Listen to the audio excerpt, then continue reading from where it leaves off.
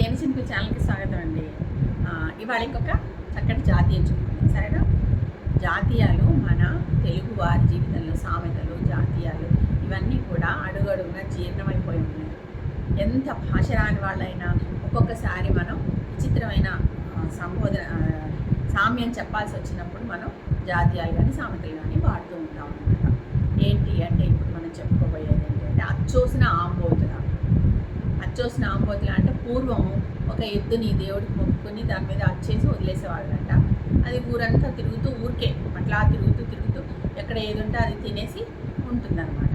అంతే తప్ప అది దేనికి పనికిరాదు. మామూలుగా ఎద్దులైతే ఏం చేస్తారు, పొలానికి నాగలికి కట్టి దున్నేవాళ్ళు, తర్వాత ఎద్దుల బండి నడిపించేవాళ్ళు, ఇలాంటివన్నీ చేసేవాళ్ళు కదా. ఇప్పుడు ఆ ఎద్దు ఏం పని చెయ్యదు, ఊరికి ఆ రోడ్డు మీద తిరుగుతూ ఉంటుంది.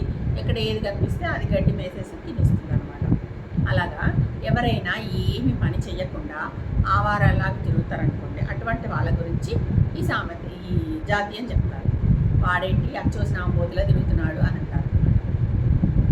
అర్థమైంది కదా. కాబట్టి మనం అలా తిరగకూడదు. మనం చక్కగా పనికొచ్చే పనులు చేయాలి. మనం ఏదైనా పని చేస్తూనే ఉండాలి తప్ప సోమరితనం పనికిరాదు. ఊరికే ఖాళీగా తిరగటం, ఆవారల్లాగా చేయడం చేయకూడదు.